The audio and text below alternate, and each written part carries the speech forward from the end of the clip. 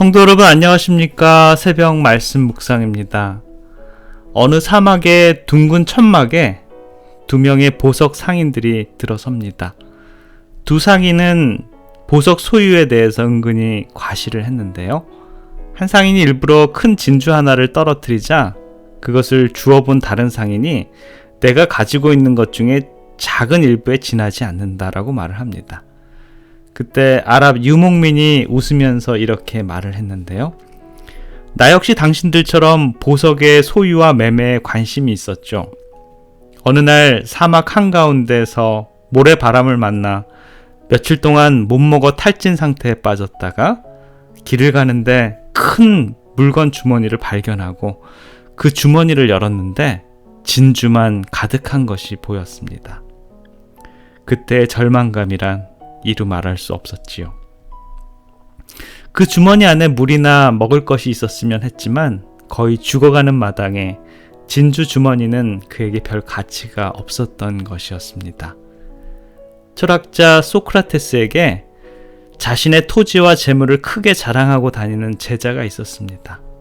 소크라테스는 그 제자를 불러놓고 지도를 보며 준 다음 이렇게 말합니다. 여보게 그리스도가 어디 있는가 라고요. 선생님의 물음에 제자는 조그만 반도를 가리키며 여기 있습니다 라고 말을 했습니다. 그러면 아테네는 어디인가 하고 소크라테스는 다시 물었습니다. 그러자 제자는 겨우 점 하나로 표시된 아테네를 가리키며 이곳이라고 말을 했습니다. 그러면 자네 토지는 어디에 있는가 하고 다시 물었습니다. 그 물음에 제자는 고개를 떨구며 보이지도 않습니다 하고 말을 했습니다. 이런 일이 있은 후부터 그는 땅 자랑을 하지 않았다라고 합니다. 사람들은 자기가 다른 사람들보다 더 나은 것을 소유했다고 생각이 들 때 그것을 자랑합니다.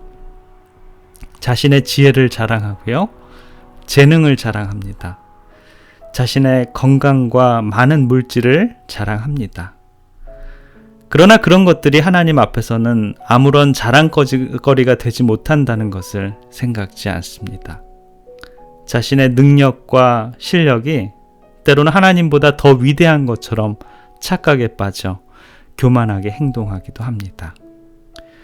어제의 교훈은 노아 자녀들의 선택으로 말미암아 그들 민족들의 운명이 결정됨을 우리는 보았는데요. 오늘의 교훈은 노아의 후손들이 어떻게 방종하여 바벨탑을 쌓게 됐는지에 대한 그러한 이야기입니다. 노아는 방주를 짓고도 약 350년간을 더 살게 됐고요. 그의 맏아들 셈도 약 500년을 더 살게 되었습니다. 그들은 방주에 나와서도 그들의 가정과 후손들에게 하나님의 자비와 인내에 대해서 또 그분에 대해서 말하곤 했겠지요.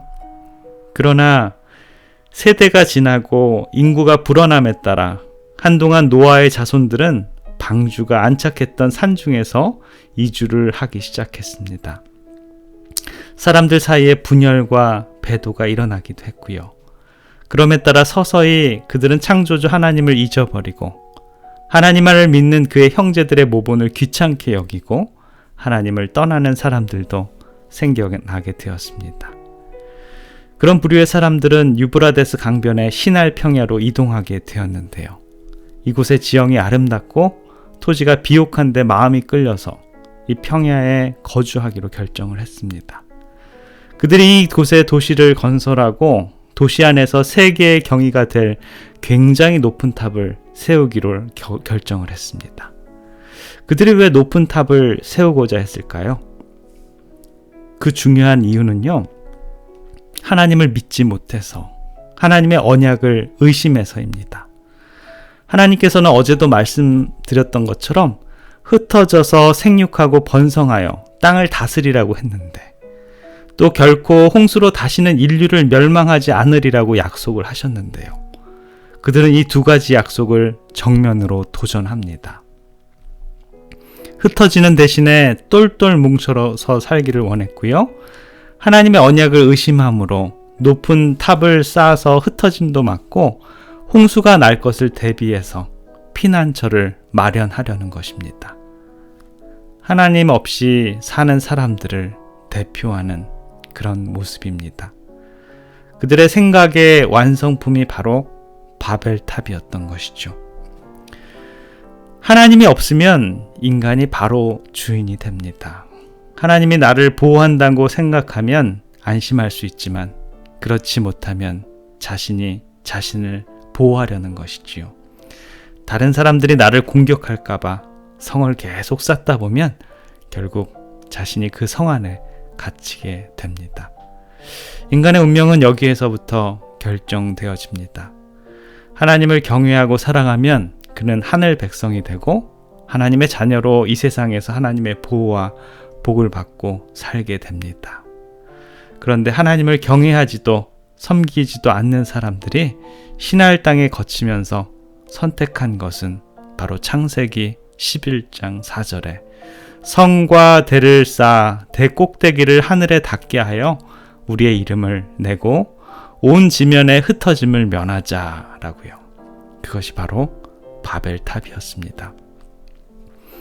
그들은 하나님의 존재를 부인하고 홍수를 자연적인 원인의 결과로 돌렸습니다. 탑의 일부가 완성했을 때 그 일부는 건축자들의 거처로 쓰여졌고요.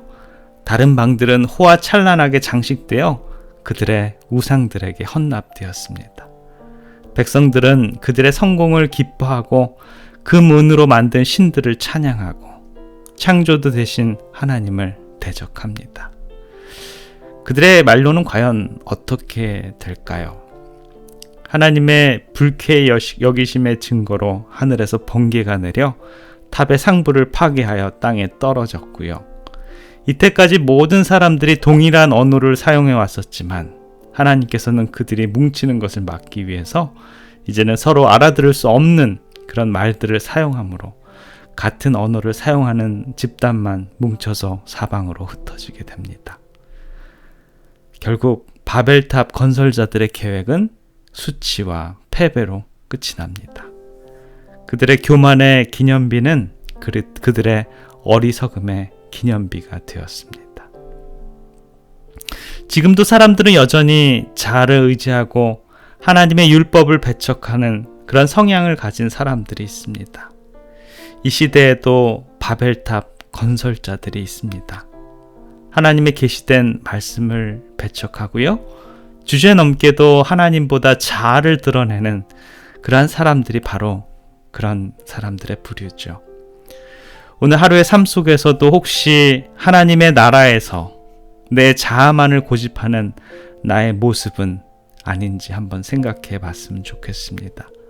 내 자아를 드러내려고 하는 마음이 들 때마다 하나님을 바라보시는 저와 여러분들이 되었으면 좋겠습니다. 기도하겠습니다. 아버지 하나님, 오늘 노아의 자손들이 바벨탑을 건설하는 모습을 보게 됩니다. 하나님 때문에 방주에서 겨우 목숨을 건진 그들의 조상들의 믿음을 뒤로 한 채 그들의 자아를 드러내며 성과 대를 쌓아 대 꼭대기를 하늘에 닿게 하여 우리의 이름을 내고 온 지면에 흩어짐을 면하자라고 합니다. 그러나 그들의 그러한 노력은 결국 실패와 수치로 돌아감을 보게 됩니다. 이 땅에서도 그러한 모본이 얼마나 많이 있습니까? 우리의 자아를 드러내기 전에 하나님께서 이루신 모든 것을 돌아보며 주님을 찬양하는 우리들의 모습이 되는 오늘 하루의 삶이 되도록 주님 인도해 주시옵소서. 사랑의 예수 그리스도의 이름으로 기도드립니다. 아멘.